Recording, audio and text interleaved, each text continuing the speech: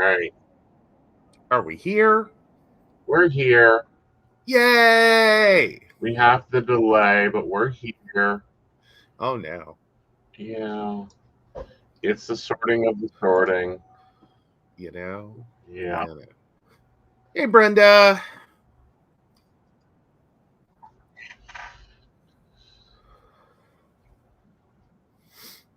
So StreamYard added new features for us. They do have. We are using them. So we definitely tried to go live on Instagram, and I think we also tried to go live on Twitter. We are. Hello, Twitter. How are you? Hi, Instagram. Twitter. So nice to see you. Yes, we're in different mode now. So yeah, we are everywhere. We're all the places. Everywhere. There's no excuse. Oh. Well, unless it's like my brain just skipped the call in. Right. And they just like bump our slot. Unless it's like over on, Blog Talk. Yes, And they would just like, you don't have a show scheduled. And it's like, yeah, I do. Had it scheduled every day for 500 fucking years. I know. Screw you and screw this. Hello. Be live. And then we came over to StreamYard. We actually are happy with StreamYard. Was that what we went to after Blog Talk? Was Be Live? Be Live, yes. They actually contacted me. And they're like, can you come back? And it's like, no. I don't remember that going well. It didn't. The episodes are still up. You can see them as shitty as they always are. Yeah, StreamYard was the better choice. Yeah, but we had to experiment. We had to figure it out. Now we got so much damn shit going on over here. It ain't funny. Serving it up everywhere. The only place we're not serving it up currently is the Tickety Talk, and that'll come on its own merit. Hey, maybe that's next for StreamYard. Hopefully. I figure once you pop the Instagram cherry and the Twitter cherry, I mean, because X, hello X, yeah. Sorry, we're calling you by your dead name. Get over it. Yeah, that's I if anyone's mad about us dead naming Twitter. Yeah. Really. Like, I'm sorry. I put that in the same category as Prince turned himself into a symbol. Correct. The artist formerly known as Prince, the website formerly known as Twitter. Yes. I just don't feel like saying formerly known as. Exactly. You know what I'm talking about. Yeah. So X, get over X. Yeah. Brenda's with us. She's like, Twitter is a dead name. I'll use. Yeah. Yeah. Hello, Dark Huntress. How are you? I think the only problem we have is you can't see comments on Instagram. I cannot, so you'll have to feed me those. Hey, Shannon. Yep. But no, I think there's a lesson to be learned here. If you're gonna change your name, don't just choose single characters or symbols. Right. Especially when they're going to be really effing confusing in conversation. See, like, are you going to know what it means when I say I was on X the other day? Right. No, you're not. It sounds like I'm forming a quadratic equation in the middle of a sentence. Well, I'm going to go, oh, so do I need to go kick his ass now or later? Do what now? You said you were on your ex, so I'm going to go kick his ass. Wow, the tune in on you. And this is why it's the site formerly known as... Yeah. Oh, my God. Oh, Brenda's like, I'd wonder which porn site you were on. Exactly. You know? I think that's fair. Exactly. I think that's fair. Right. All right. So, yeah. So they don't have the full integration of comments. We are still the little square box, not the stack on Instagram. We're looking good over on the X. Hi, X. What you doing? Do we Hi, really want to Twitter. know? Keep your comments, and luckily, so we'll deal with all that. There we go. Our mods are over on YouTube, and of course, that is our home. Is on YouTube at Aeson Knight. Go over there. If meet our mod team, our baristas. They are kick-ass. They will make you coffee, but also remind you exactly where you stand. Well, yeah. Plus, if you're watching us on Twitter, we're here to inform you your social media is dying. Please choose another social media. Well, for the love of God, dying. The problem is it was bought by a billionaire as a toy. Yeah, same thing though, because considering how many people he fired, and the fact that it's now getting overrun by bots. Yeah. It's like I cannot go a single day without being followed by a porn bot. Right. Which typically I wouldn't mind, but it seems to think I'm a heterosexual male into small Middle Eastern women. Well, they got none of that right. None.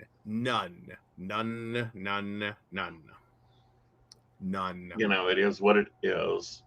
So, hello. I know that face. YouTube even has cookies with the drinks. We're like the dark side, but with cookies. Better. Anyhow. Exactly. So, we just got back from the Power Weekend. It was fun. We had an enjoyable private party. Yes, private party went amazing. Actually, the whole trip went amazing. We had great weather, so it was great driving. I know who you are, Fox. Like, you didn't have to come out of your box. Oh, okay. What? You talking to the? I think I knew her username, and it's like, no, I know who you are. Okay. Yeah. Good deal. Yeah. But no, it was a really great weekend. We had an enjoyable private party on Friday. We had the Yield Market and then the ball that night. I settled on what I'm doing for my birthday. Yes, you did. Apparently, it's a pub crawl. It's not a pub crawl. There's not even enough to crawl through a pub. We're on Stonewall. Oh, Brenda said, missed you guys. Life just said no. We were wondering. Yeah, we were wondering. He was okay when we didn't see you through the market and went, okay, I really think she meant she was going to come out for the ball. And then as the night went on, he just kept kind of doing this look to the left, look to the right, look back to the left. That's weird. I would have thought she would have been here by now. And they're like, she must not be coming. That's okay. You can join me at Stonewall. The baristas will know when my birthday is and when I'm going up there for another Aeson After Dark. Which, we're going to have to be careful when we do go up there because something happened that hadn't happened in like 15 years. Yes, you were missed, Brenda. You were very well missed. Yeah, she was coming for the ball originally, which is what you thought. Right. But, yeah. Yeah. So even though Miss Brenda wasn't there, we got to see some. Oh, we had a great time. We had a great hilarious, wonderful time. There was a Krampus. We had Krampus. There's photos for our baristas. You got to see our Krampus photos. Did you post my Krampus photo? You didn't even send me my Krampus photo. You posted my Krampus photo? Yes. It's in the Patreon. All you got to do is log in. It's right there. That's great for them. I would have thought, I don't know, being Mrs. Aeson Knight, I could have gotten a forward. No, I'll put them into the scrapbook. Okay. But no, so I decided to, since there's only 2 original bars left in West Virginia, technically only 2 gay bars in West Virginia, I'm spending my birthday at the other one. Yes. So we will be at the Stonewall. And you did. You managed to get Buzz. That was kind of fun. No, Aeson managed to get trashed. That was trash. Ooh, there was actual trashing of the Aeson. There was trashing of the Aeson. The backroom done it. Apparently, like everything else in my life, I have to have high shelf alcohol. Lovely, cute bartender misread my order and gave me a fabulous drink. Yes. Like yeah. Yeah. Like the front bartender was making you happy just in general. Yeah. And then we went back to the back room, and I forget you got like a vodka and Coke. Vodka and Coke. Yeah, and I think it was about 80% vodka. Like 100 it was 99.5% vodka and a taste of Coke. And a splash of Coke. Right. Ooh, yeah, that'll kick butt. Yeah, and it was Grey Goose, which I hadn't had Grey Goose for a couple of years. Your goose was cooked. Yeah, did cook my goose. And then after that, I went right into my liquid cocaine, which was enjoyable, but not the right liquid cocaine. Apparently, there's 6 of them, so I have to go figure it out. Oh, no. That sounds like a horrible problem to have while standing at a bar. I need you to make 6 liquid cocaine so I can try them all and figure out which one is the one I like. Yeah. Oh, no. Whatever shall he do? Call an Uber. Hi, I'm Uber. Yeah. But, throughout the night, I had a few screwdrivers. We have determined that, Smirnoff screwdrivers are dangerous. Well, that was your takeaway, and I think it's because you can drink them fairly quickly, and when you're stacking them with other alcohols, woo, it sneaks up on you and just goes, bam! Well, I can drink them fairly quickly. I can drink all the drinks very quickly. Like, I pre-plan in my head, okay, this is what I'm drinking. This is how long it should take me to drink this. Especially up at, brain fart. Vice versa. Their fucking drinks are huge. Or at least they don't do anything by half measures. No, they don't. There ain't a rock glass in the building. Like the buffet is huge. All the bar drinks are huge. Like everything's huge. Yeah, everything is huge there. Had an enjoyable show. Lovely young artisans. They'll be picking themselves up, and there's one there that I think has a lot of talent. Just needs the exposure.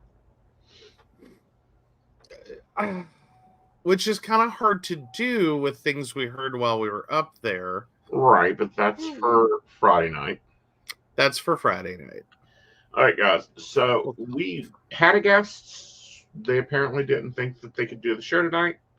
So you guys are going to get a mixed bag because there's been a lot of breaking news, a lot of things we're following up on. And of course, it's a happy little tree show. Yeah. Like we're painting it in as we go along. It's a happy little tree. We're just going to fill in some spaces. Right. It'll be good. So breaking while we were gone, there was a lot of different things going on all at the same time.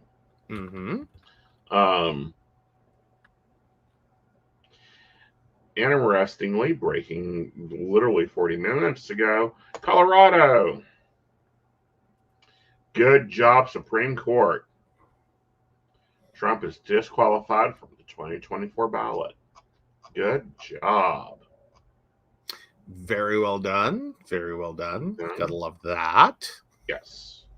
No bad things are occurring there. I mean, how many charges do you have to have against you? Right. Before it's like, right, this might not be the best situation to elect a president in. Well, he's not a president. He's a failed coup leader. He needs to be stripped of all presidential benefits. He needs to be thrown out and fed to the horses. Can we tar and feather seal? Does anyone still have a railroad tie to run him out? I don't have the energy to tar and feather. Can we just let him take a nice golden shoot vacation? Well, he Golden is parachute in vacation. good alliances with, Russia. I think that he should be put up and shipped out. It would make sense. I mean, realistically, you did a lot there. Not gonna say you did a lot of good, but you did a lot. Mm-hmm. Take the victory lap. Just go retire. Just go retire. In Russia, where you belong. Your hookers are waiting for you. They've been drinking beer all day. Oh, there is that. Yeah. All right. So, coming back into orbit, because when I go on the road anymore, I am not keeping up with news. I am not keeping up with stuff. There was an interesting statement coming out of, Ruby Frank's lawyer about, this bond hearing they're finally holding and how she's working to improve herself and yada, yada, yada. That bond hearing got turned into something a lot different coming, the morning of the 18th, yesterday. Yes. So it started as a bond hearing, ended in a plea hearing. Mm-hmm. That is now scheduled for sentencing on February 20th. Mm-hmm. So yeah, which apparently that plea agreement described new details of the abuse the children endured, right, including the claims that they were possessed. Under the plea agreement, Frankie agreed to serve a prison term, and the sentences will run consecutively. Sentencing would be up to the judge. And then pled guilty to 2 other counts, court record said, and was returned to custody after the hearing. So yeah, under Utah law, second-degree aggravated child abuse can be charged if that person knowingly or intentionally inflicts serious physical injury to a child or causes or permits another to inflict serious physical injury to their child. Each charge carries a sentence of 1 to 15 years in prison. All right. Now here's the thing. We know that what was also occurring, because this happened last week. Yeah. And we were kind of, this was where I think you thought you were going to start tonight, like earlier in the evening. Mm-hmm. Before like this all broke out. Right. Was that, so apparently her husband, mm-hmm, had already taken an agreement to testify against Jody Hildebrand. Well, her husband's going, I'll testify against whoever. Well, fair enough. Give me my children. Mm-hmm. Like, I ain't playing games anymore with you dumbasses. Yeah. I done what she said. I went away for a year, and this is what I come back to. A son that can't use one of his hands. Scarring on all 4 arms, legs, and everything else. Yeah, I say Kevin Frankie is a little pissed, and he's finally filing for divorce. Yeah, I think the shell shock of that whole situation just finally broke. Right. At least for Kevin. Right. So yeah. What I'm not seeing is like there's all the details of what she did. Right. What I'm not seeing in this is whether she has to then in turn testify against Jody. She does have to testify against Jody. But what I found interesting is they dropped the charges of starving her children because both of them were emaciated terribly. Oh yeah, the list of things that basically she did to her children that right, she's pleading to are horrendous. Right. And what I do not like is like the way they're reporting it versus what actually occurred. Okay. Okay, if you look at the Twitter beat of ran on dirt roads barefoot. Frankly acknowledged that abusing her 9-year-old daughter by forcing her to work outside, run on roads barefoot, and go without food and water. That's different. Yeah, that's different than what actually occurred here. We're talking she forced her children to live outside in Utah in the summer. Mm-hmm. From May until August, they were outside like animals. Mm-hmm. They were fed like animals. They were forced to run miles. We're talking about a 9-year-old girl being forced to run a dirt road barefoot for miles, Mm-hmm. forced to do hard labor for days, and repeatedly telling the children that she was evil and possessed, and the punishments were necessary for her to be obedient and to repent. Yeah. That sounds like when you've hit the point of I don't know what I'm supposed to do anymore. Right. So we're just gonna go off on this abuse tangent. Right. And see what happens. Yeah. And because I would hope this wasn't like item 1, do this. In the Jody Hildebrandt playbook. Right. I would hope there are a few intermediary things before she got here. Which kind of lays out this idea that none of what she was doing was functionally working. Right. And that it would devolve to here. Because I would be really horrified to think this is where she started. Well, and we're going to start here. This is where they started at. That the children are possessed. They're evil. The only way they'll ever can be loved was if they put them through this torture. The son, who escaped, was put through much more. He's the one that's scarred for life. They had to do surgery on his wounds. His wounds were cayenne pepper and honey will do that. Yeah. Ropes were used to tie together handcuffs to secure his hands and feet as he laid on his stomach, lifting his arms and legs off the ground and injuring his wrist and ankle. So they hogtied him with ropes that should not be used for tying. And she admittedly kicked her son with boots, held his head under water, and smothered his mouth and nose with her hands, according to the plea agreement. Right. Yeah. No.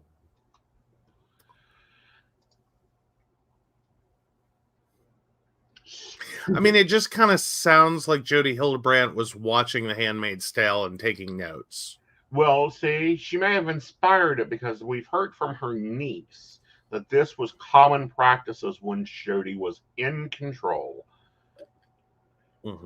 of her niece, raising her after the family dropped her off for the holidays and left her for a year.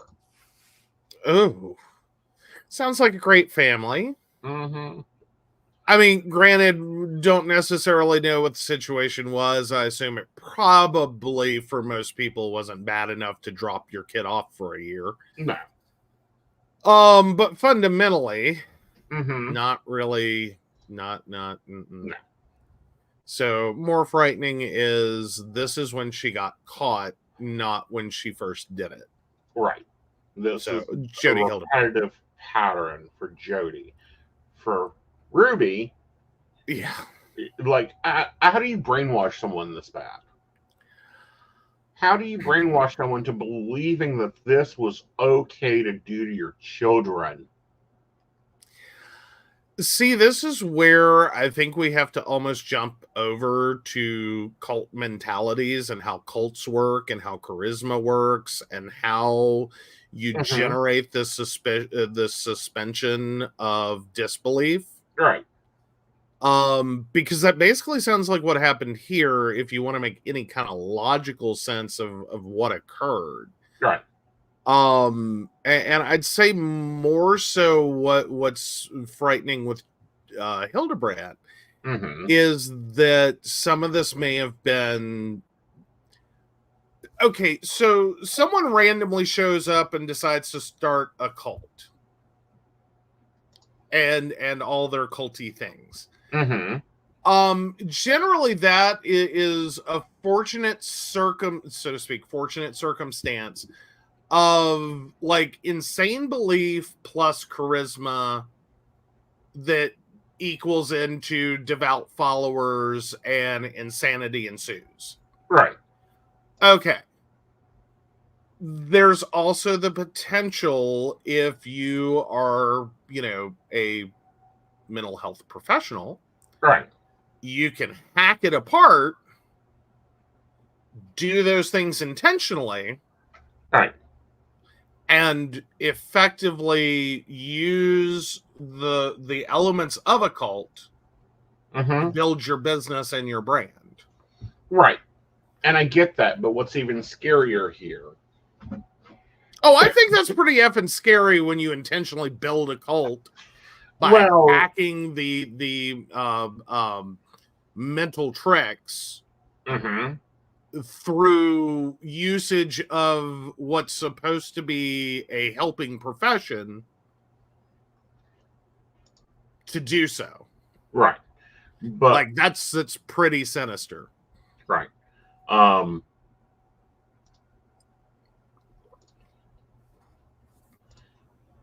what gets me even more worrisome is there are other clients of Hildebrand's that are running around with these ideas that you do this for love. You do this so, this is how you get your children to repent and be good little children. Fuck no. Okay, there are so many problems wrong with this. I don't know where to begin. Okay. I know where to start. Tarring a feathering? No. The fact that these people are going to still be so engrossed by her. Yeah. That even with the charges, even with the evidence, even with her going, and I'm assuming we're all making assumptions right now because all this is alleged and blah, blah, blah. Court case, yada, yada, yada. We'll get there. But even if she goes to prison, even if, all of that occurs, these people are still going to be locked in on Hildebrand was right and she knew what she was doing and she helped me save my child. Right. And it's just not gonna. So if you want to talk about how do you fix this, which is probably a big hopeful wish list of things. Right. This isn't just okay, go put her in prison, make sure she never practices again. Right. This is dig back through all of her client files from the beginning of time, track all these people down, and start offering mental health and support services to hopefully fix what she did. Right. And then the bishops of the Mormon Church is going to have to get off their asses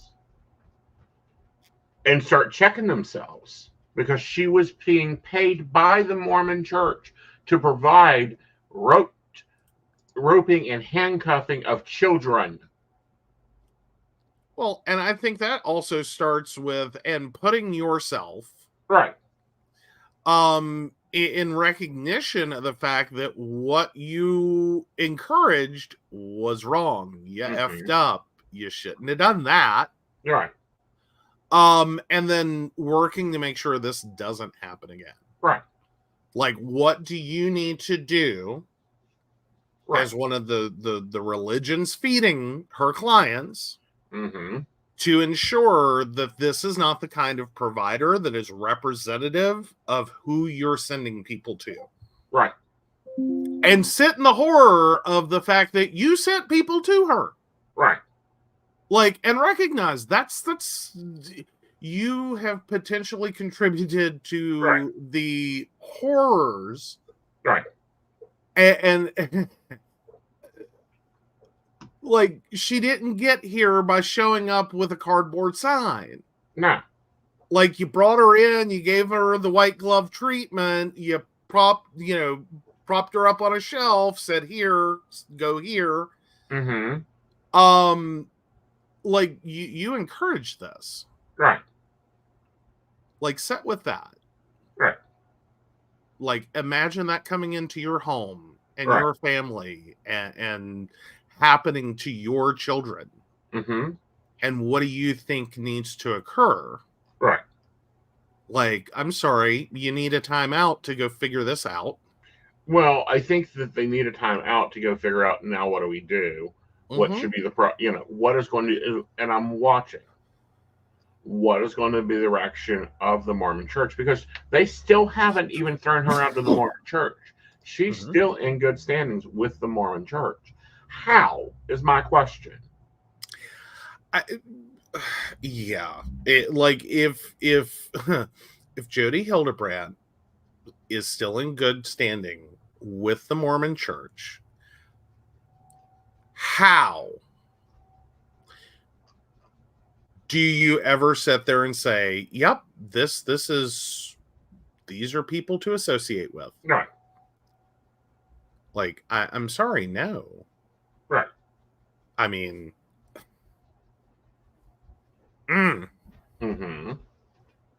like, Jesus Christ.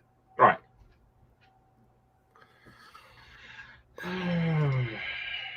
I mean, I think all religions have this idea that there is a chance for redemption and salvation, blah, blah, blah. I'm fine with that. I don't think you need to sit through in good standing with the church while that occurs. Right. If the rapture occurs tomorrow, maybe Jody Hildebrand should be left behind. Right. Like, send a second bus. Right. Not a second bus. Like, not even a first bus. I'm just saying, there's probably some people that could use a little extra time to get their shit together before you rapture them. That's debatable. Well, just go ahead and take them. They can fix it on over there. Get out of my way. Well, I thought that was what the whole good standing thing was about. Well, yeah. Eternal damnation, blah, blah, blah, must be in good standing, yada, yada, yada. Mm-hmm. Terms and conditions do apply. Should apply. Can I cancel my membership anytime soon? Yes. Yeah. All right. So, we're in the holiday mess. It is a mess that has been a continual mess for a couple centuries now. Holy crap. Right. Yes. Right. So which specific holiday mess are we in? Oh, just the standard, trying to, everyone's trying to get the right present for everybody. Everyone's alone. The Christmas trees are a debacle. Families are getting all torn up over each other, and nothing's getting done in the employment world. Okay.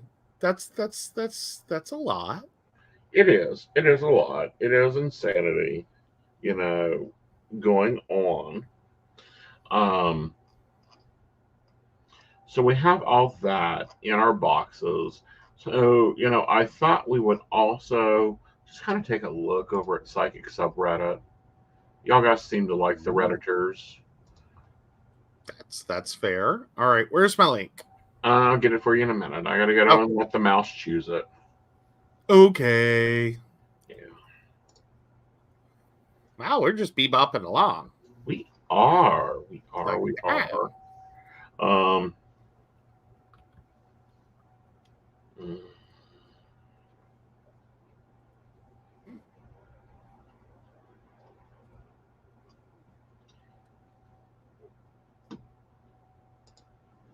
This one looks like a great conversational discussion. Oh, dear God. Oh, yeah. Here we go. Here we go. All right, Manchester, you know your deal. You better behave or you'll be boxed out like you've been before.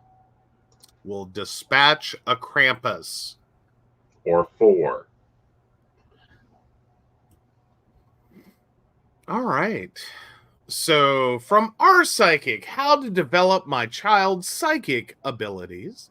Hi there, new to the sub and looking for some advice. My wife has psychic abilities. She's able to read people's minds. I believe my daughter may also have these abilities. Are there any recommendations for cultivating this gift? I wouldn't want it to be in a pushy way, more of a fun game-like manner. I don't even want her aware of what I'm doing. FYI, she is 2.5, but very advanced. She is already reading, knows basic science concepts, addition and subtraction, etc. Thanks. You allow them to develop naturally. You should not be doing those. Oh, it's time to work on your tarot and it's time to do yoga and it's meditation. You have to allow them to create. You have to allow them to build. You have to make it not a game, but just part of life. So basically, it's hold space for that. Exactly. As in, try not to be creeped out and scream at her when she says stuff that is like, there's no way you know that. Right. Or you shouldn't say things like that. Exactly. Now, I think, though, that brings up an important topic. Okay.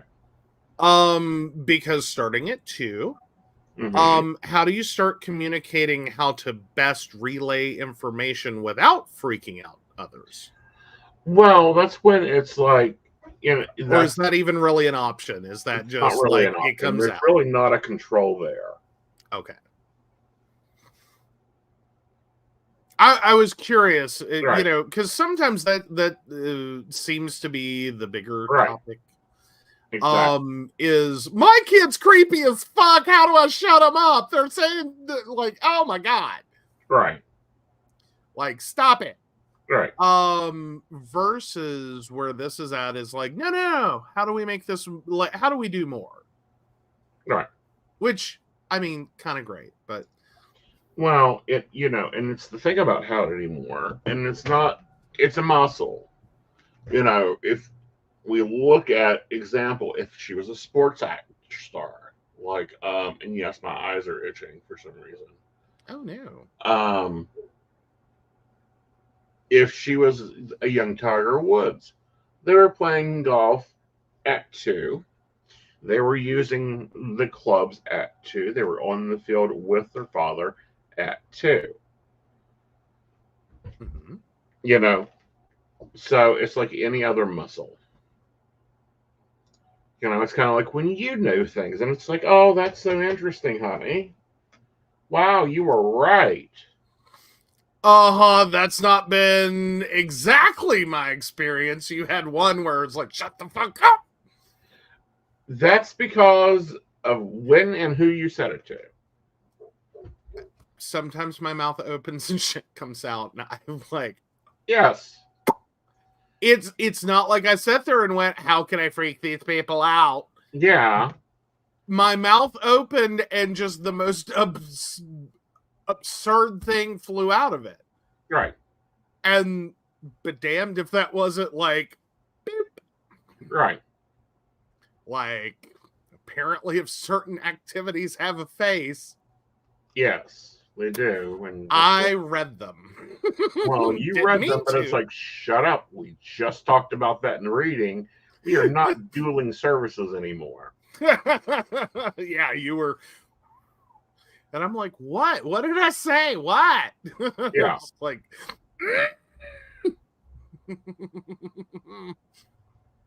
like,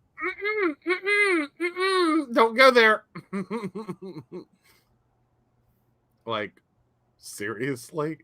Yeah. I'm sorry. Yeah, and it's like, shut up. Shut up. And what he did was, I done a reading. He was doing couples photos. Yeah. I'm standing over here doing couples photos. I have people. Yeah. He is in a totally different room doing a reading. There is chaos around me. Mm-hmm. If you've been around me, my hearing's not that great.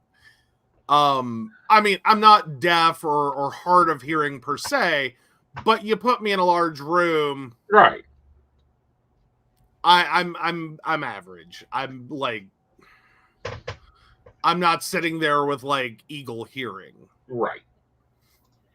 All right. So let's move on to the next one. All right. Over here. Oh, do foods or supplements enhance extrasensory perceptions? Hello, our psychic community. I'm curious about the intersection between diet, supplements, and extrasensory perceptions. Have any of you noticed certain foods or supplements that seem to enhance your psychic abilities or extrasensory experiences? Are there specific diets or nutritional strategies that you follow to support your psychic practices? I'm looking for both personal experience and any scientific insights you might have come across. Any suggestions or advice on this topic would be greatly appreciated. Thank you for sharing your knowledge. And this is the thing. People don't get this, but I see it happen commonly. And it takes a little bit for people to get it. More foods with life in it, you have higher psychic perception. Caffeine, stimulants, everything that goes into your body affects your ability to read.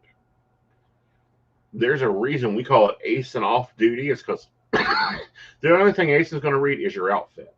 When I'm drinking. Why? Because I don't want to read during that time because I don't have the built-in filters. The next morning, I ate a very heavy breakfast. Normal mornings, food is not of interest of me, but it's following like psychic diets, high energy foods, high things of coffee. I find that a lot of psychics will inhale coffee. If they're doing a lot of readings, they move up to espresso. And we all like our energy drinks. Why? Because it pushes that perceptionary area. Does that make sense? Absolutely. You know, if we're eating junk food, and I do mean junk, food that is, you know, heavy processed, total fake, was killed in the 1900s and is now being presented to you on a plate. Hello, Bob Evans. Not going to do you too well psychically. What have you noticed, dietitian or wise? Did you hang out with a lot of us, dear? Yeah, there's that. Right. What have you noticed, dear, dietitian or wise? In terms of helping your extrasensory perceptions Or is diet in general. I've mostly noticed as long as you are maintained, you are mostly fine. Like as long as you're not getting into any like severe deficiencies, like dehydration, like. But I have noticed that like after events, there is the immediate greasy food / sweets. Yes. But other than that, I don't know that I've specifically seen points where you've been like, wow, this really helped with that mediumship. You know what I mean? Or like, wow, that tarot card reading was really easy because I had. You're right. I haven't seen those, but the diet, you know, the things you see similar between all of us. I find some of them highly interesting, and I'm seeing if you picked up on them. We all basically do coffee and morning shakes. Oh yeah. Well, see, I've been more interested in the overlaps of medical conditions. Right. That it's kind of like, let me tell you who a psychic is, and I can just start listing off conditions. Okay, go for it. As in there is most likely some version of a dyslexia, Mm-hmm. attention deficit, Mm-hmm. or autism. It's just spicy mind. Yeah. So spicy mental. Generally there is an autoimmune. Mm-hmm. Like that tends to do more with anyone who does any kind of mediumship. Like that's when it's more pronounced. Mm-hmm. But it cross populates a lot. Mm-hmm. A fair amount of like debilitating exhaustion for any number of diagnoses. And I struggle to really sit there and like list them all out because I have my own thoughts and theories on this. Because I think that's become a cauldron. Sorry, I thought it'd be a fun pun of like a catch-all. Mm-hmm. Of different issues that I think are far more related than they are, Okay. than they're made out to be. Okay. That like they, I mean, have you seen how some of them break down? Like chronic fatigue is different from this, that's different from that, that's different from this other thing. Yeah, And it's someone just has like, gotten a post-it note happy over there in the right. classification department. That's what I'm saying is, so we're going to go with debilitating levels of fatigue and exhaustion. Okay. Like there's some version of that comes and goes in waves. Right. Either for an extended period or for like this constant. Right.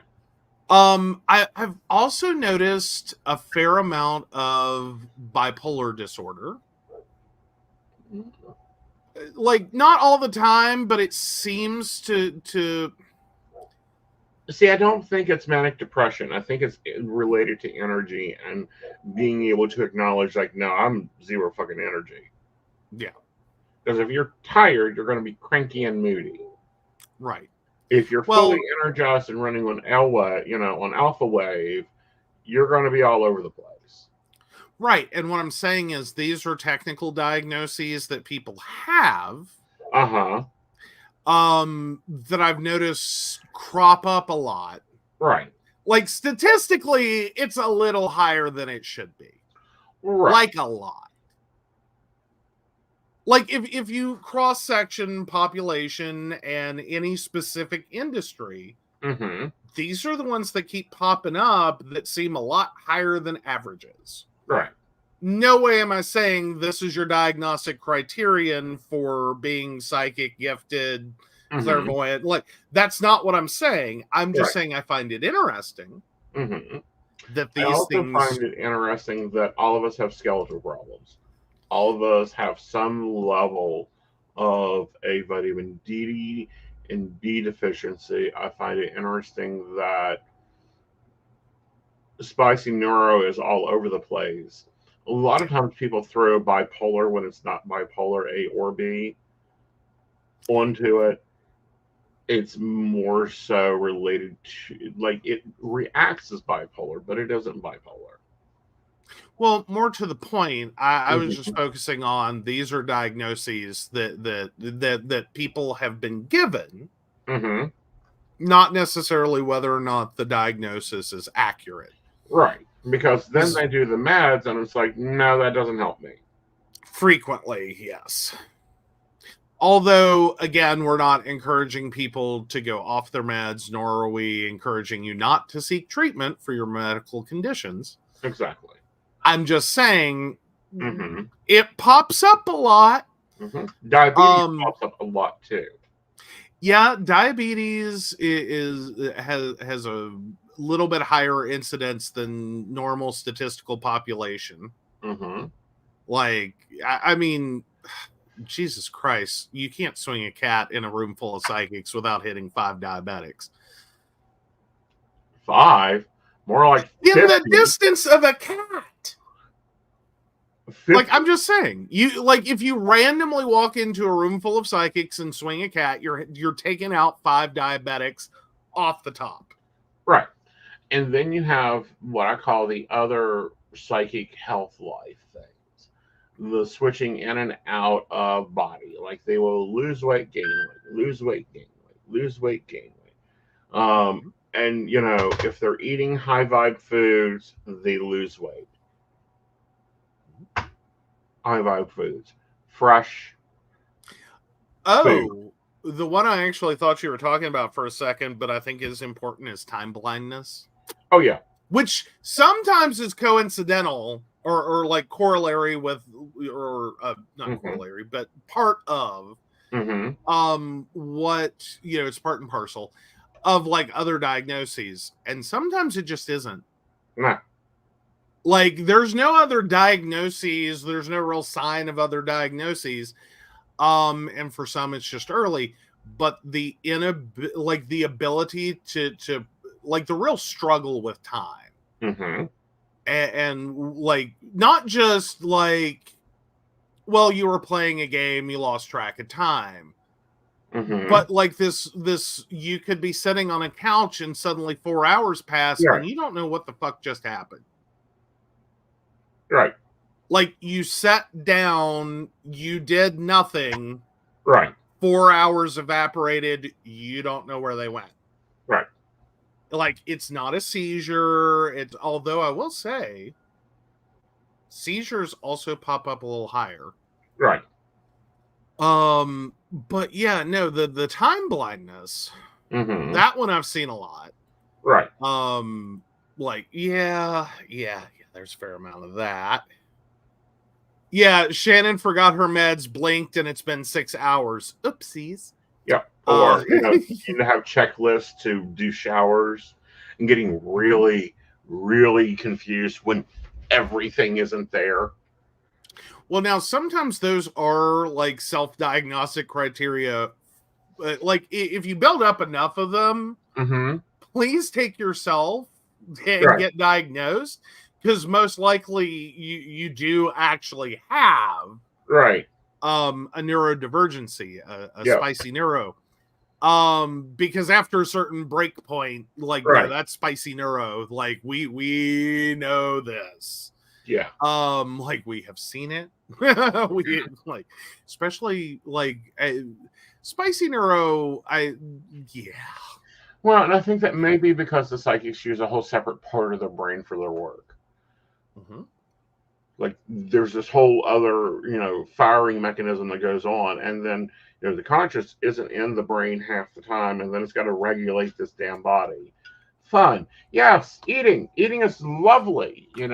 Drinking food, eating food, digesting food, lovely concept. But when you're out of the body half the time, you forget it. All right, so we got another one that I think is interesting. All right, so clairvoyance. Do you think your ability is one that can be developed? I know that the clairs are something each of us has to some extent, but how does one develop clairvoyant skill? For those who already have it, do you find it intrusive and scary, or have you honed your ability into something that you can consistently use and are comfortable with? Yes, it can do developed. Yes, you have to work it. It is like a muscle. You have to mentally work it 2 and 3 times a day and build up. Okay. Like, what's mom doing right now? How's the trip to Walmart's going to be? Should we double check our list to make sure that everyone is up to date on our Christmas card list? Who's not up to date? What, do we need to do here? Going psychically first and then going physically. You'll start to notice that building of the track. Well, and more so creating a tunnel for it to exist in. Yes. That is self-directed, because I know you also bring up the sometimes if you're having a lazy day and little Aeson Fufu got out of bed and went hop into the Walmart. Suddenly he's in Walmart getting the lowdown on shit he didn't want to know about. Right. From people he don't know. about issues that are none of his business. Uh-huh. And he's having to very quickly try to shut it down. Or shut it up. Well, that's the more important one.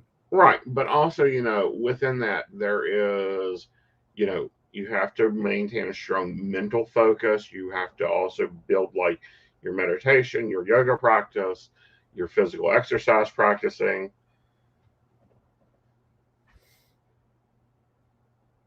Oh, picturing parking spaces while pleading with the parking lot guardians to show them where you want to park. Says Brenda. Yes. Yeah. That's great practice. I don't plead, I demand. Remember that, because you're a human, therefore you have dominion over everything earthly, including parking lot guardians.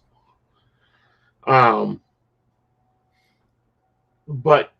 things have to work. And I think it took Joe a little while when I say, no, this is what I'm doing. These are the things that have to occur. If I'm going to be at this speed, I've got to do these things. And I think that is something that no psychic manual talks about, no training manual talks about, no, program out there talks about, is like, if I want to be on, we'll call it super mode, I need to make sure that my meditation is down, that I've got the journaling done, the house is clean and decluttered, everything that takes up mental space is handled. That's the reason I have planners, so I don't have to take that mental space for that. Those things are in place, and things become patterned so that it isn't using brain power. Mm-hmm. Well, personally, I think that's just a great life skill. It is. Like, honestly, some people are just out there, and I don't know what else to call it. You're raw dog in life, okay? You're just out there. Right. You're just inserting yourself and thrusting your way through. Right. And you were running back and forth across the house and making 50 trips to the store in a day, and you just bless your little hearts. Right. But you have the ability to do that somehow. Right. But if you want to move forward in your life, right, you got to get a list together and and put it on lock. Because you can't do anything like that except that.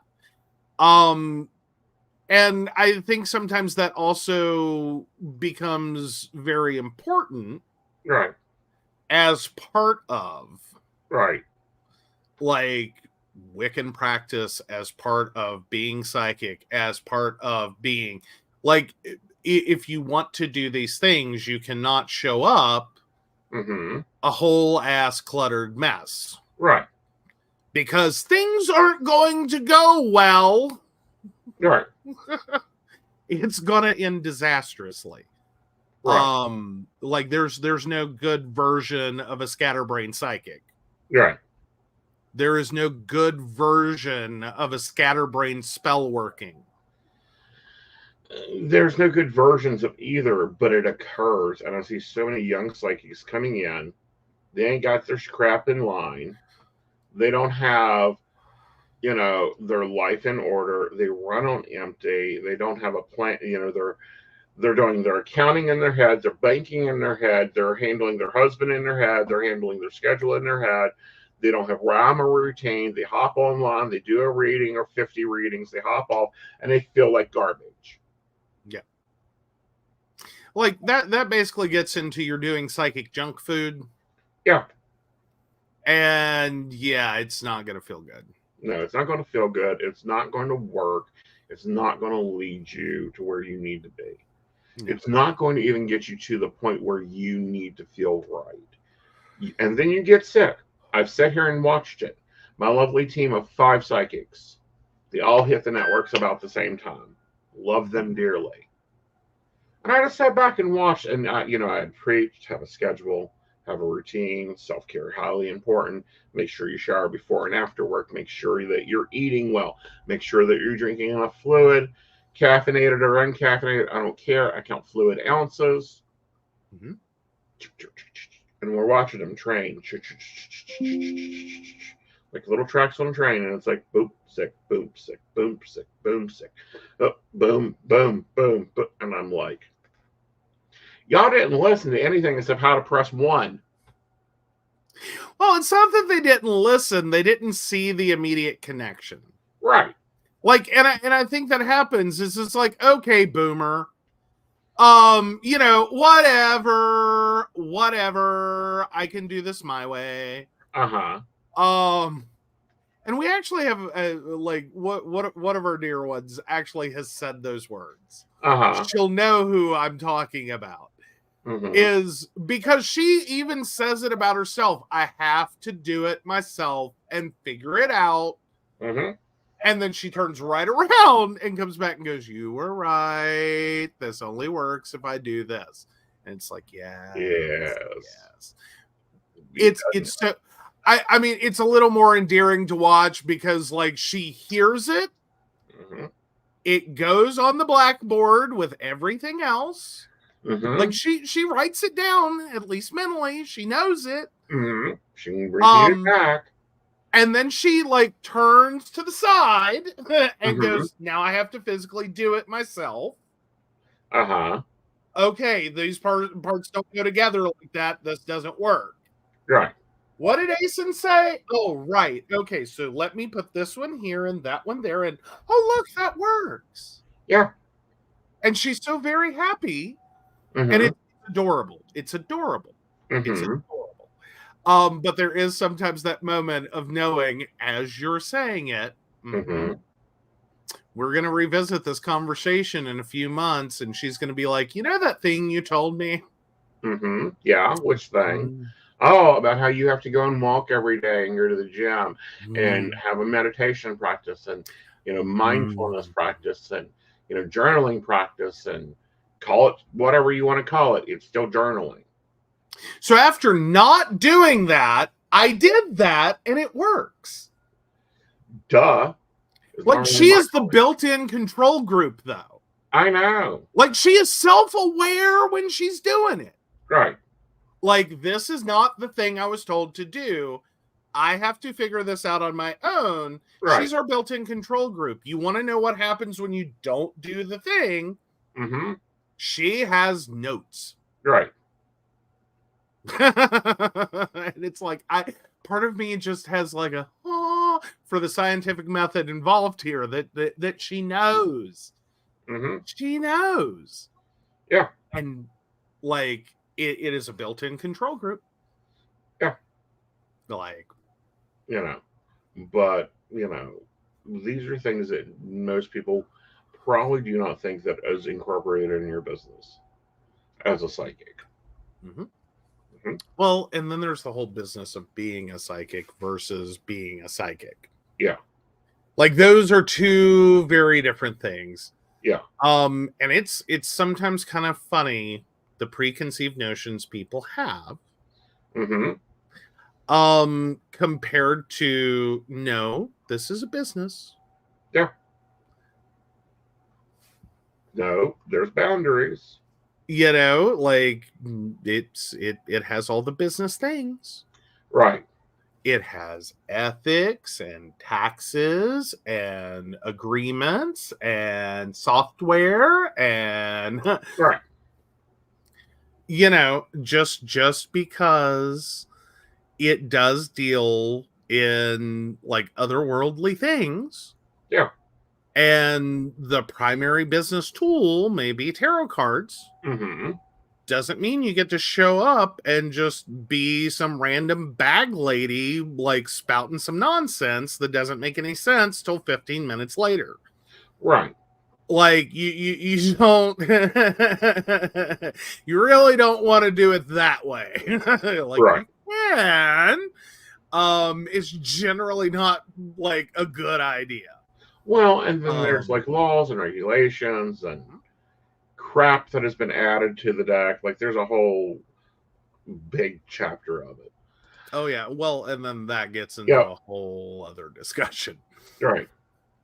Like, yeah. Oh yeah.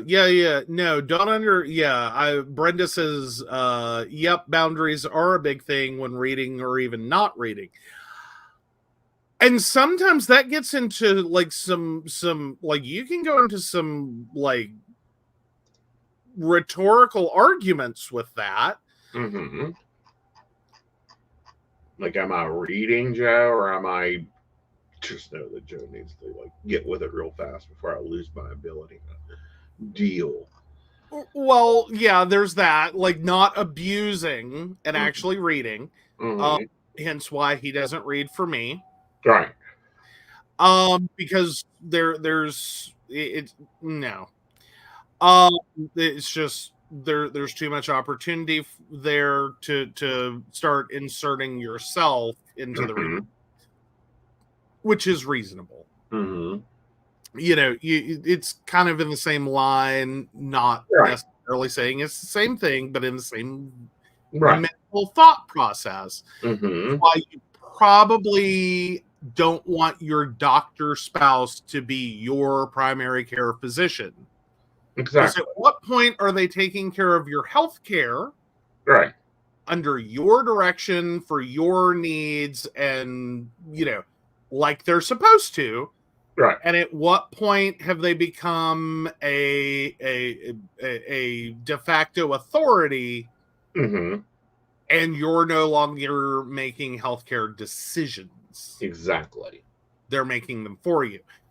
So there's that, but I was also kind of going into the realities of just in a reading and sometimes sluicing out, Mm-hmm. depending upon a person, either how you tell them something, Mm-hmm. or sometimes even if you tell them something. Right. Because sometimes Mm-hmm. there can be more to the story, or the story isn't quite the thing that gets said, because that's not what they need to hear. And well, now, I mean, this is sometimes a thing that readers do, though. I know, but Like, I tell them as it is. They mm-hmm, like it or they don't. yeah. I've been in that position of, well, do you really want told what your man is doing? He's boring. He is sitting on the couch watching a damn TV show. Mm-hmm. You know, stop worrying about him. And they're just all like, okay. Someone pull out a soapbox, someone call for a refill on their coffees. It's going to take a minute. Things I will not do. I will not view your boyfriend's Instagram for you. I don't care about what he posts on Instagram. I care what he feels about you. I will not do fear factor reading. What do you mean by fear factor reading? Oh, well, if he's on a dating app, well, he has to be cheating. No, he doesn't have to be fucking cheating. His friend could be stupid. He could be on a dating app because he never closed the dating app. For There's those 100 different reasons. reasons there. Don't be fear mongering your clients. Yeah. That's just bullshit. Um, and then I don't do control on my clients. Like, call me in 2 weeks and I'll tell you if I sense the energy is going to change in about 2 weeks. So call me in 2 weeks. Yeah. Well, but then there's the other form of control reading that you get ticked off when clients ask for. Mm-hmm. I know notoriously it was two sisters Mm-hmm. who tried to use you as an intermediary. Right. Not to just pass messages, which would be one thing and would be like, how juvenile are you in this moment? Right. But literally one would book an appointment to tell you what to tell her sister. Mm-hmm. Then the other one books an appointment and would then tell you what to tell her sister. Right. Neither of whom ever got that message. Right. Yep. And it was then, just, let's go on to the other part of this that just drives me a little batty sometimes. Inventing new crap to hook your clients on. Soulmates, twin flames, Love blocks. Love blocks are not love blocks. There's no blockages in your love life. There are problems that you need to work on. Calling it a love block is probably a nice way of saying, bitch, you fucked up. You need to fix some shit. No, it's a great way to say, I can help you remove that for $5,000. Well, there's that, but I think I can maybe reunite you with your twin flame for $5,000. Well, there's that. No, you can't. No, you can't. Yeah. Nobody can force anyone to take on a relationship they don't want. Like, it's not a sewer pipe. There's not a fatberg in your love life. Right. But we're not saying that maybe the reason you're having problems in your love life is because of some shittiness. Well, it's, not having negotiation, agreements that are being held to, grievances when agreements are not being held to, and trying to enforce control into relationships. Guarantee you, those three factors will destroy a relationship very quickly. If you assume your mate understands the words that you are using without codifying them, then you're going to have problems. If you two don't co-negotiate your needs, you're going to have problems. If you make agreements and someone doesn't keep those agreements, you're going to have problems. Yeah. Yeah. I'd do it. And then the other one is jealousy, realizing that every day you're choosing, just regular, please. You're choosing to be in a relationship with someone, married or not married. You're choosing to be in that relationship.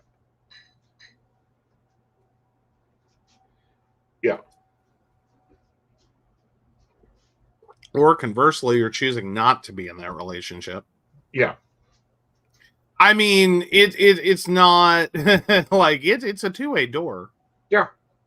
Like it swings both ways. You can choose your way out, you can choose your way in. Like it's a constant series of doors that swing both ways. In terms of you're either going further in or you're coming out. Exactly. Now, this one, oh please. Can we just fucking not?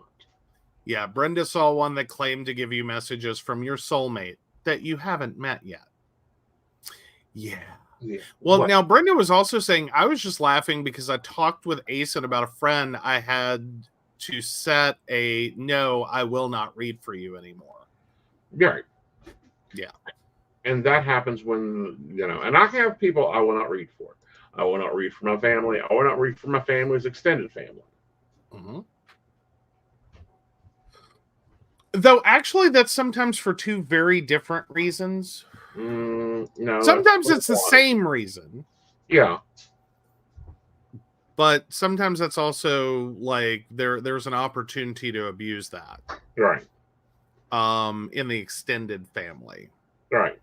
Like just we're big proponents of if you actually respect someone's reading enough to seek it out. Mm-hmm. Respect it enough to pay them. Mm-hmm.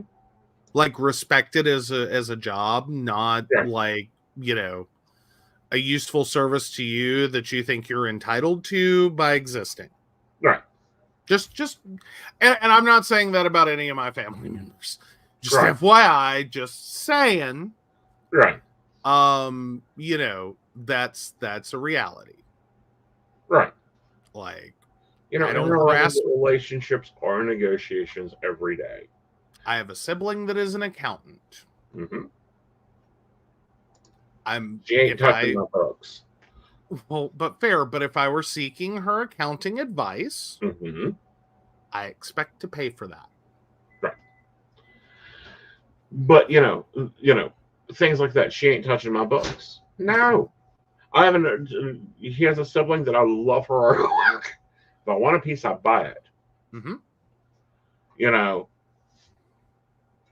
I have friends that do gorgeous artwork.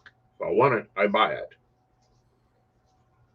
Ooh, Shannon's bringing up. I read that Myth of Twin Flames book you gave me. And every time I hear people talk about twin flames, I cringe a little. Understandable. Talk about a fucked up marketing campaign. Oh, talk about marketing campaigns that continue for fucking centuries. Like, it's the De Beers diamonds are forever. They are. Diamonds are forever. They are a lovely investment that should be bought very often. So says De Beers. And so says Aeson. So says De Beers. Gold, silver, sometimes platinum. I love titanium. Diamonds, rubies, onyxes, nice hard stones. Yes, please buy them. Buy me plenty of them. You labeled him a vampire. He's actually a dragon. That's all I'm saying. I am both. You're a dragon vampire? Uh-huh. Oh, my God. I feel like I messed up. No, I find this highly interesting. Okay. Here's what I find interesting. Since we had that lovely debate, and I said, fine, I'm going to go ahead and take on that moniker because it's fucking useful. Do y'all know that I'm beginning to see psychics actually advertising it? And I'm like, really? YouTube, you lied. You lied bad about my show and my view watchers. Yeah, no, things might be getting redistributed outside of our... Yeah, diamonds are forever. The relationship, however, might not be, says Brenda. Yes. Oh. All right. Now it's time for your plea of mitigation. Oh, am I the asshole for not spending Christmas with my family?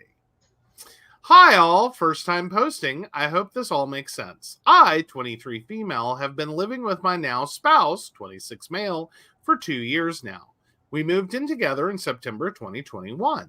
My spouse is trans, which is important to the story. The first year I moved out, we did Christmas with my family. They bought presents for him, and it was all really sweet. 2022 comes around, and we finally announced to them that we are dating. I am more or less disowned at this point. I was raised in a religious cult, and they think that being with my spouse is a sin, as he is, quote unquote, not actually a guy. My mother told me to my face that she was ashamed of me and couldn't even talk about me to my family. Understandably, we took a Christmas trip in 2022 and didn't spend it with them at all. This year, my younger siblings, I'm the eldest female of 8 kids, have been asking me to spend Christmas with them this year. I will bring them their presents, but I refuse to spend the actual day with them all. This is not because of my siblings themselves, but because of my parents and how they've treated my spouse and I. I have explained this to them, but they keep telling me that they don't deserve to be punished for what my parents do. Then then they shouldn't see spending Christmas with your parents. It's not hard. We go on. I understand that, but at the same time, seeing my parents is unavoidable, as all of these siblings are under 18 and live at their house with no transportation or anything. My mother was very hands-off with my siblings, so we're all pretty close since I raised them. I miss them and feel guilty about not spending so much time with them, but also feel like I'm allowed to set boundaries and say I don't want to spend time with people who won't even acknowledge that I'm married. Am I the asshole for not doing Christmas with my family and doing my own thing with my spouse? No.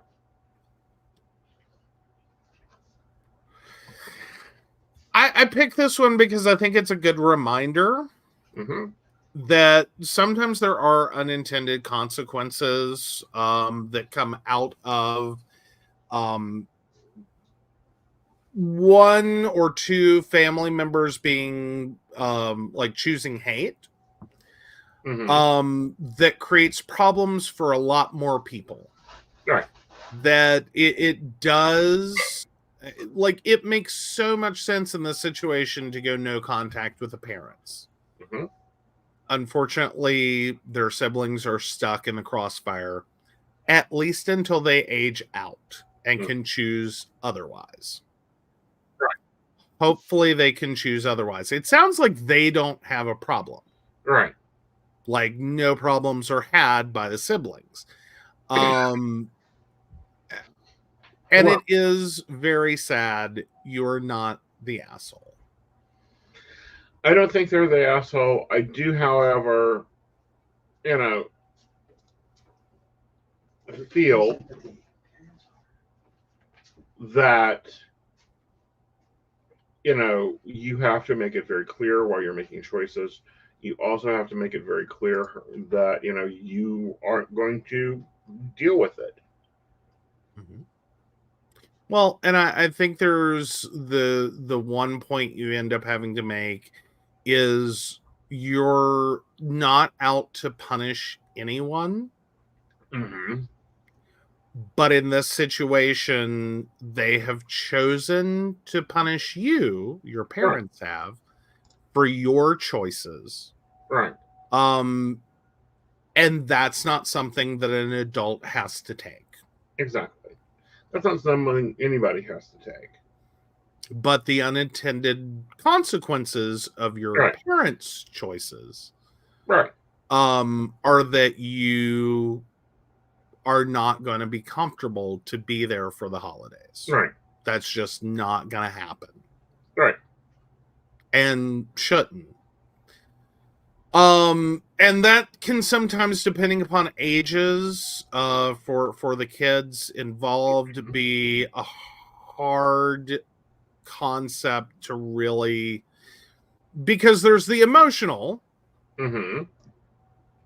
That I want, that isn't tempered by, age and reason. Right. So it's a sucky situation. I wish you many, many, many, many, many, many, many future happy Christmases with your siblings and your spouse. And perhaps sometime a miracle of miracles in which your parents get it. Right. You're not the asshole for not spending Christmas with people that tax you, do not respect you, or acknowledge your marriage. Yep. Or do not acknowledge that their behavior affects your life. Or your spouse, or how they have chosen to act towards your spouse. Right. And consequently, you as a result. Right.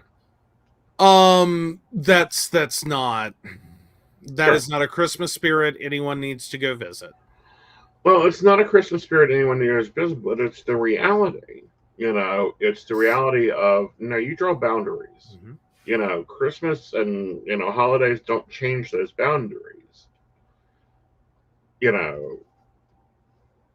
don't, just, why can't you just, do it this one time? Just for Christmas. Can't you be nice to them No! Fuck no! They don't change their behavior. They haven't apologized to your spouse. No. Well, for me, I think it's more to the point of, like, the parents can choose this. We can all choose whatever we want to do. Mm-hmm. But all choices have consequences. And this is where that goes. Right.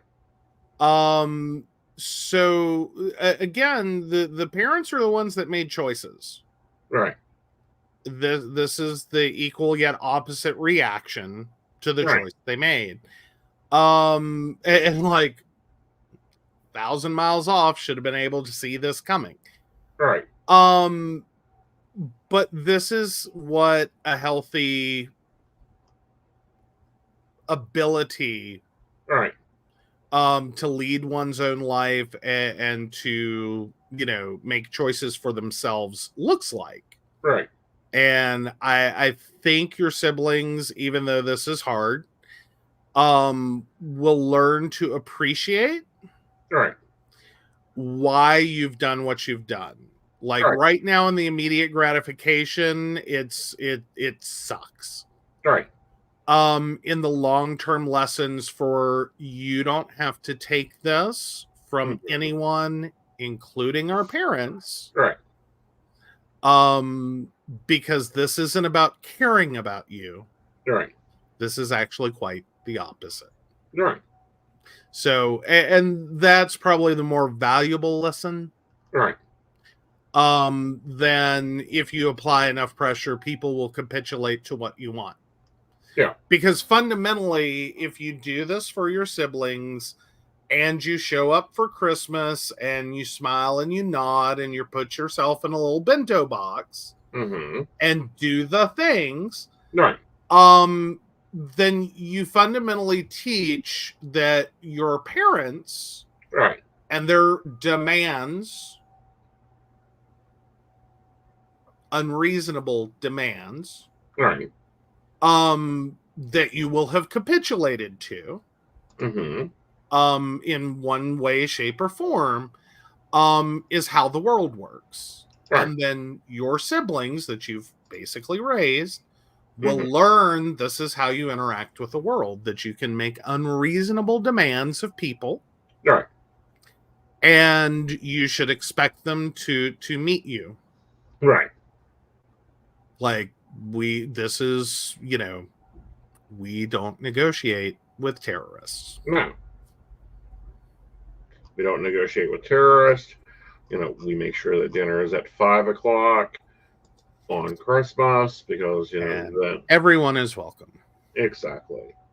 And we make it very clear, this is the standards we are having.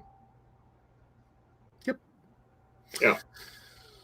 All right. So moving on to relation. Oh, is the poll up? The poll is up. Yay. Vote over on Aeson Knight's YouTube channel. There we go. All right, so relationship advice. My 31 female boyfriend of 5 years, 31 male, dump or date? As stated in the title, I have 31 female, been with my boyfriend, 31 male, for 5 years, 6 in July. We have had a tumultuous relationship for sure. First couple of years were filled with screaming matches and brawls, no physical hitting, but things were spiked on the ground, etc. After the first 3 years, we moved in and the fight slowed, nearly stopped. We only have maybe 4 to 5 a year and usually 1 to 2 full-on blowouts. That being said, I'm wondering if it's time for me to throw in the towel. I've said since the beginning I wanted to get married. Before him, I was in a relationship where I was engaged and it didn't work out for catastrophic reasons. Sounds fake, but not really, not on me. I was ghosted after 2+ years and an engagement. Knowing this, he has continued to date me. Regardless of the pushes, warnings, urging of all of our friends and family, he still will not ask me to marry him. And every time I bring it up in context of I'm getting tired of waiting, I'm met with something along the lines of I never said I was marrying you, or I'm so close, but then you do things like this. Literally anything I don't agree with him on and fight back. When we're good, we are the best of friends. I really can't imagine a life without our bond, but we had another fight tonight about an old friend of his who has disrespected me and I'm not a fan of, 32 female. And I was told this is another reason he won't ask me to marry him, because I won't just let it go. Our lease is up in March on an apartment I've never been able to afford in a place I never wanted to live. He makes $100K a year and I'm a freelance artist. He holds me to 100% equal in the New York, New Jersey area, so it's expensive as fuck. He's from New Jersey and refuses to move or even think of living anywhere other than this exact area. I guess I'm wondering, is this normal compromise, or am I truly sacrificing my whole life for a man who will never deserve me or see my worth? Am I wasting my only years left to have a child with a man child who isn't worth all I'm potentially giving up? Oh, can I just like, oh, You can wow. dance in here, yes. Okay. Like, if this were an Am I the Asshole, it's like everyone is shitty here. Okay, girl, slow your roll. Slow your roll. Slow your roll. Right. Okay. I like, you're not blameless in this. You are not the Madonna. You are not just the most amazing thing who is just waiting for this man. Yep. This isn't a fucking Hallmark movie, okay? Right. Like, part one. Right. Like, slow your roll. You're catastrophizing. You are way out there. Right. Second of all, do I think you're wrong to dump him? Hell no. This is, you are 5 years, 6 in July. You told him from the beginning you wanted married. You have done everything, and I do mean everything, to try to drag him down an aisle.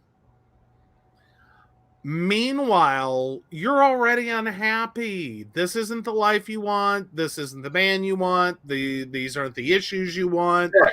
You are fighting this. You are pushing a rope uphill. Well, not only that, but you're dragging it along with Dead Man Rope. Yeah, it's this relationship's dead, been dead. You're just holding each other back. Right. Like, there's no, like, there, I'm sorry, it's just, this is dead.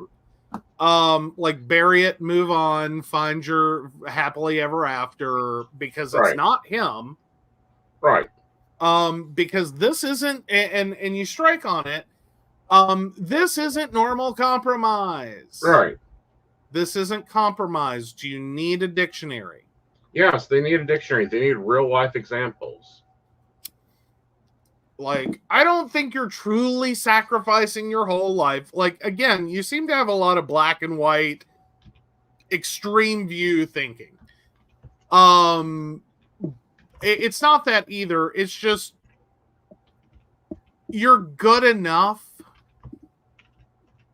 Right. Like, neither of you are exactly bad people. You're not horrible, toxic wastelands. You're not doing anything really wrong. Right. You're just not right for each other. Right. But you seem to have come out to the dating market after your last relationship disaster. Right. With a man trap. Right. And were determined that whoever came next was gonna marry you. Right. Okay, so not to go too extreme, but you basically went into dating like it was a hostage take situation. Right. Like, you're gonna meet my demands, you're gonna marry me, you're gonna be the one. You have no choice. Right. Like, you get on board the train, you're in it for the long haul. Right. He's basically told you all along that wasn't where he was at, that he is not sure, that he did not, like 1,000 ways and gently as possible, he has tried to tell you, we're not getting married. Right. Like, I think somehow he was trying to also, or would have ghosted you somewhere along the way, but knew that was going to be a trauma unfold. Right. So instead, he's been stuck. Hi, Slim. Yeah. Okay. First of all, I want to attack the full commenter, not just the do you dump him or not. One, you are 30 damn years old. You have at least 15 years to have children safely. After that, it's a roll of the dice. There is no fucking alarm clock ticking on your head going, he's the best loser. Take him now. Ding-a-ling-a-ding. He's a dumbass now. He'll be a dumbass later. Well, he'll be wrong. He's wrong now. He'll be wrong later, and you'll be tied to him for 18 years. Exactly. If not the rest of your life. Right. Do you really like you think this is going to get better when you're no longer together and you have to co-parent? Right. Like, I'm going to tell you right now, it's not going to get better. Right. He doesn't want to live where you want to live. He wants to live in New York. Why anyone wants to live there is beyond me. Hey, whatever rocks people. Right. Though she makes valid points, it's expensive. Yeah. It's expensive. Yeah. But no, you've listed out all the reasons this isn't working. Right. Why do you need to have a death nail? Exactly. Because see, this is what kills me is people keep like relationship advice. I swear to God, they will sit here and list out perfectly sane, rational reasons that this isn't gonna work. Right. And then but I think maybe I'm wrong and I'm just not trying hard enough or whatever. Right.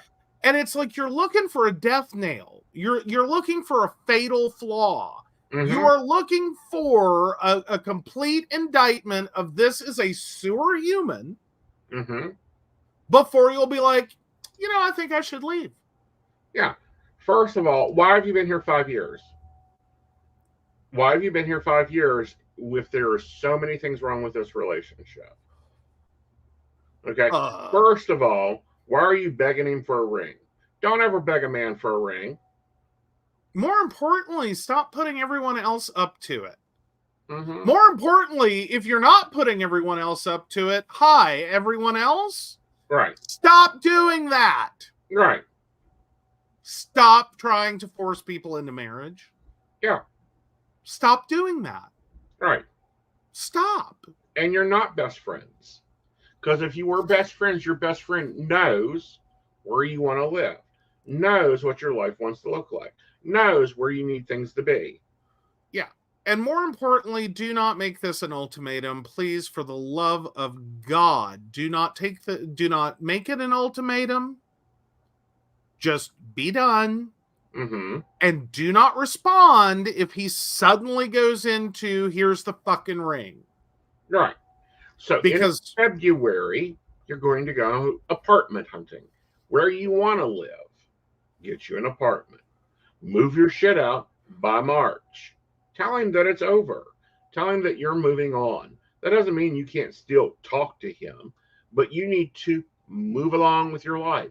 This man is not aligning with your ideas.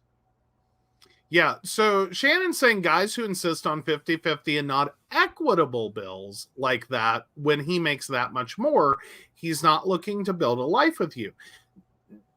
I mean, the kind of life she wants, no, but he's willing to take, a roommate with benefit privileges that cooks his dinner, folds his clothes, and irons his shirts. Right. Like that, no, this is what this is. But see, I have a different take on this. And this is my view from it. He is demanding to live in this area. He's demanding to have the Pacific zip code. Fine, he can pay the bills for that. If I look at Joe and say, we're moving to upper state New York because I want to go stay at Lilydale, I want to go study at Lilydale, those bills become my bills. Yeah. Because the only reason we're there is because I want to study at Lilydale. The only reason that she's in New York City is because he wants to live in New York City. Well, or more to the point, you assume we have to be in Lilydale. Right. Like, if a relationship is possible, it will work under many conditions. Right. Up to and including we live in 2 different states, zip codes, and everything else in 2 different houses, and we work around that. Right. It's really not that big a deal. Right. And I think sometimes that can be a very sincere relationship problem. And I'm not trying to go into some like crazy, nonsensical, Mm. like, fairy tale wonderland. Right. I'm saying legitimately, Yeah. there are couples This is and becoming more of a thing. virtually any couple. Yeah. If you are capable of lasting, if this is a solid relationship, Mm-hmm. you can remote it. Yeah. You can do it from anywhere in the world for as long as it takes. Right. Now we see a lot of flack for long distance relationships. We see a lot of issues in distance relationships. Oh yeah, it's going to show you what the hell your relationship problem is real fucking fast. Well, not only that, but it's going to make you. And the reason you see so much flack about it is long distance relationships take work. They take twice the amount of work because you have to communicate. I'm not feeling good. You have to communicate the things they normally see out of you. Mm-hmm. Okay, so Slim Goody says that I was with my guy on and off for 11 years. Didn't beg for a ring. Didn't really require much of anything. Now we have a wonderful 3-year-old, and we have since separated. And now he has a new girlfriend. That happens. Sometimes children don't fix it.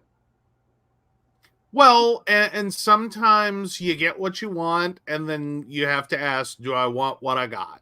Exactly.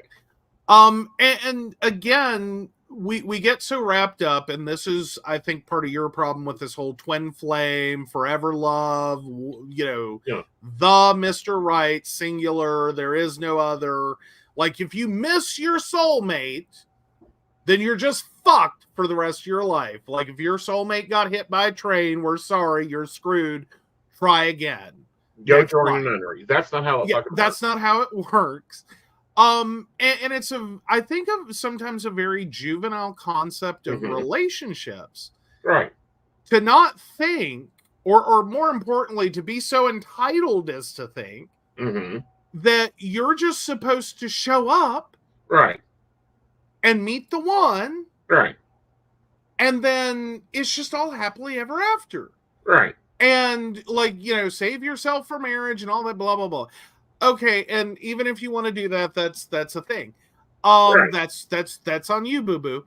Right. But the idea that the universe is so simplistic that you might not have to go through a few people to learn some shit so you can appreciate someone later.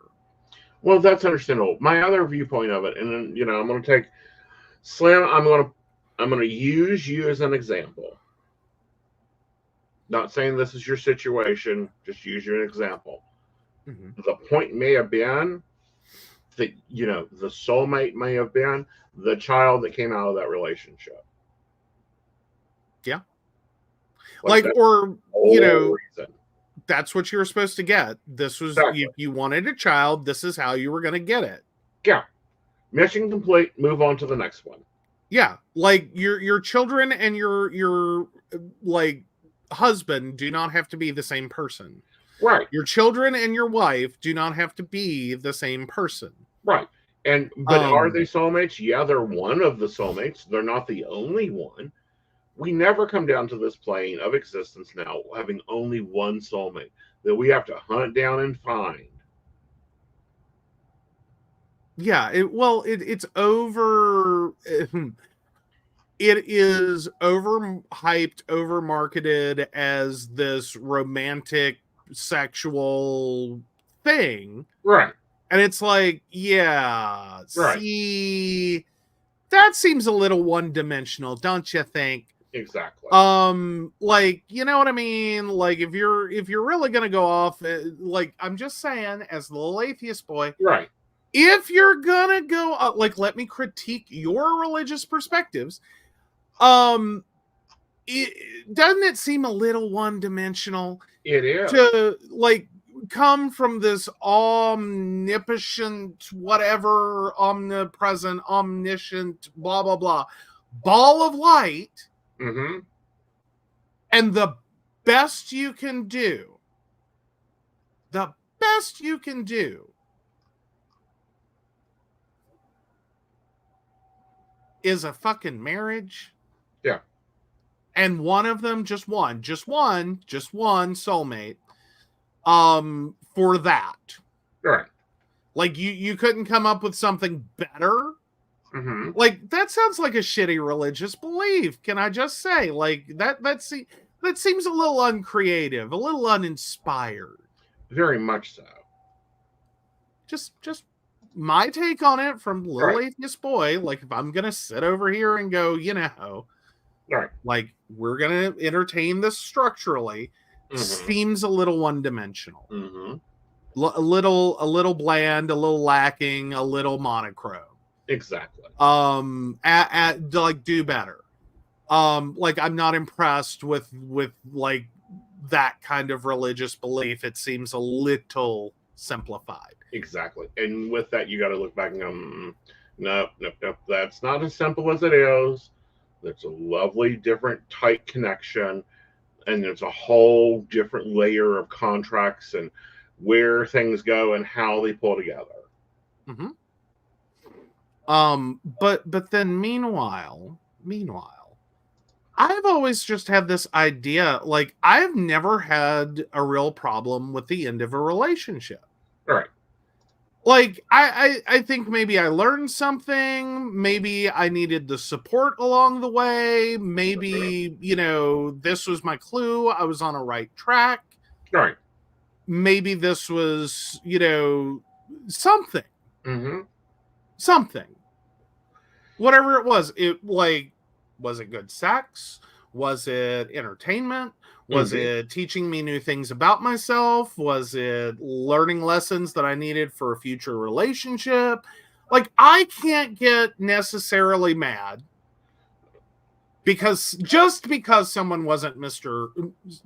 air quotes to hell and back, Mr. Right or Mrs. Right or whomever. I think it just seems a little short-sighted. Well, not only is it short-sighted, it's just wrong. It's the situation for the time, the lesson for the time. I've dated some doozies. I've dated some great guys. I've dated some of them, I'm like, God, the LSD must have been good. What was I on, and can I get more of it? Exactly. But at the same time, I think there's also, like, what are your outermost parameters? Right. Did you learn that from that relationship?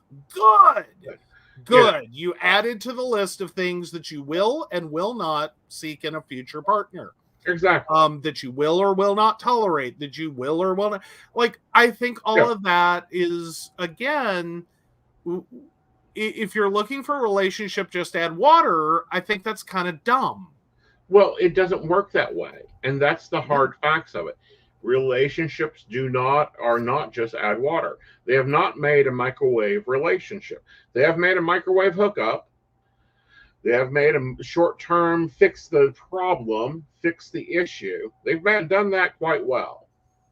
But they haven't done anything else to it. Here's my whole thing. I appreciate all your exes. Yeah. You delivered him safely. You're right.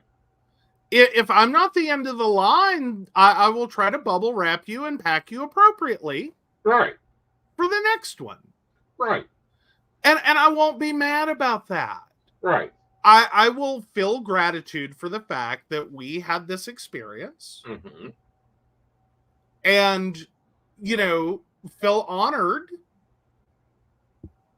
that I had that opportunity. Right. And I think if we all were to approach relationships, I mean, there's some garbage humans on the planet. Right. Let's not discount that. I know I'm getting a little, woo. There's some garbage humans, and the only thing they needed was an orange jumpsuit and thrown in a prison and just, like, forget them. Right. But for the majority. Right.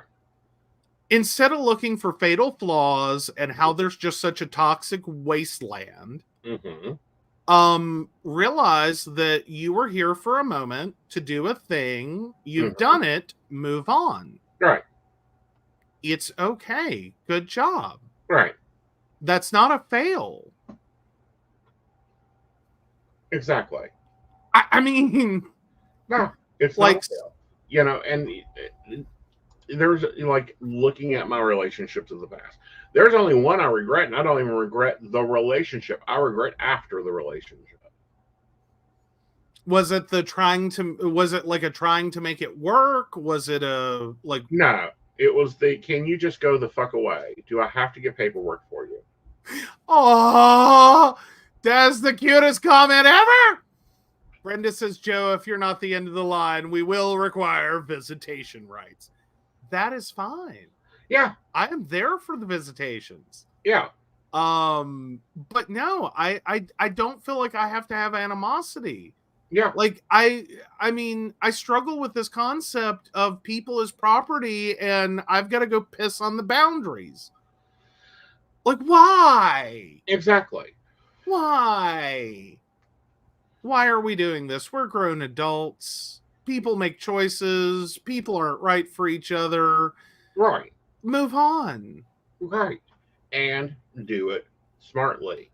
But don't be making choices because you think there's some ticking clock above your head. No. You know. And more to the point, again, the entitlement. Yeah. You're entitled to a child? There's plenty of them. Pick one up.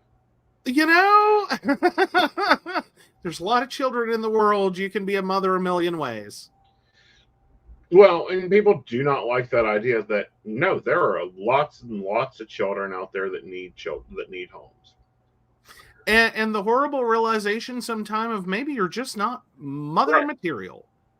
Like this, and I don't mean that like you'll make a horrible mother, blah blah blah. That's no.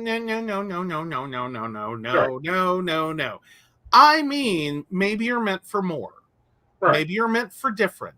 Maybe you're meant, and being able to embrace the idea, right, that there's more to life than being a baby factory. Right. Like, you know, you may have grown up in it, be steeped in it, whatever. Maybe that's not where you belong. Right. Like, let life happen. Right. Stop trying to force it into this perfect checklist. Right. And, you know, well, I've done my duty. I can die now. Right. And I'm going to put this out there because it's not put out there enough. Any woman that still has a functioning ovaries and a functioning womb can get pregnant. Mm-hmm. Okay. Currently on record, and this is on record, the oldest lady is 74 years old when she had her child, and she had twins. And let's hope that kids, they keep you young. Really applied on that one. Right. But more to the point with that is it's not going to be as easy as two teenagers in the backseat of a car. Right. Where that shit just seems to be like, you know, wah, like every time it happens. Right. It's not going to be that easy. Right. But possible. Right. But it also means you have plenty of time to stop, sit back, and go, is this really what I want? Yeah. Like, before you get driven and you at all costs, you're going to do this. Right. Sit back and go, is this really what I personally want? Right. I mean, I don't know. How old was Janet? Pardon? I'm trying to remember how old Janet Jackson was when she had a child. Oh. Hello, Google. The power of Google. There we go. So Shannon says, yeah, my mother-in-law had issues when I told her I wasn't having 12 kids just because they wanted a son or grandson. She was very upset, and I was just, no, kids are expensive. Right. Like, oh, there's actually more than just Janet Jackson. Mm-hmm. 4 celebrity moms for the first time at age 50. Janet Jackson,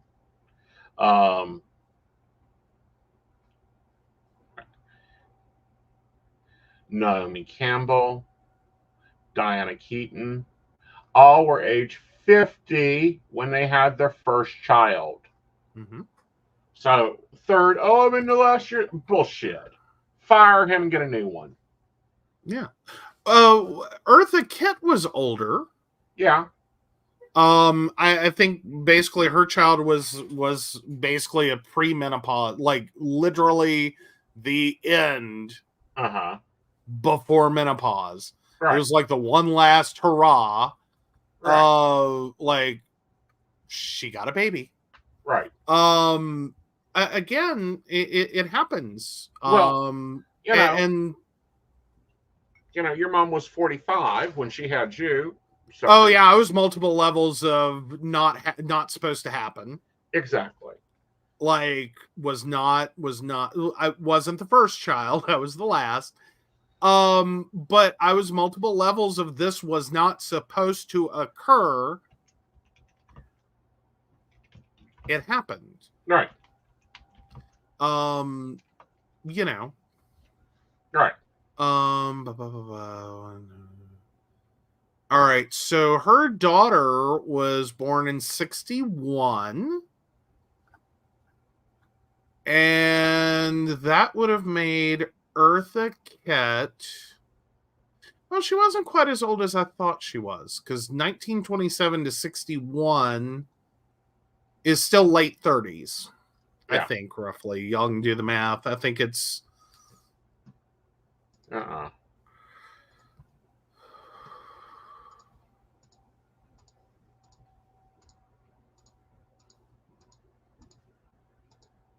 She was 34.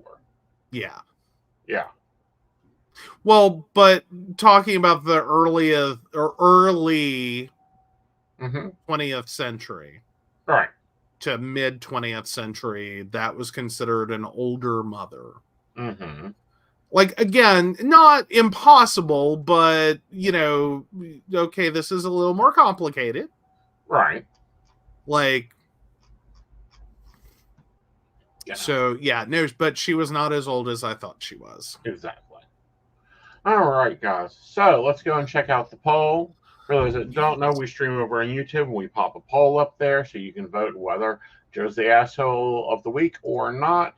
And it has been ruled, no, you're not the asshole for refusing to put up with your parents because your siblings want you to when they cannot respect you. When the parents can't respect you. Exactly. All right, guys. It's been great streaming over on all the platforms now. This is amazing. We really, really like this. We're on, they've still got to expand. They're still working things. We're always cutting edge here. If you guys want to reach me for reading, you can do so over at aesonknight.com. For private appointments, I have on-demand services there. I have emails there. My astrology set, my yearly astrological transit reports are up on sale for 2024 for $24. They go up after the first of the year. And I'm going to be online taking calls later tonight, all that fun jazz. Also, awesome. So that leaves it over to Joe.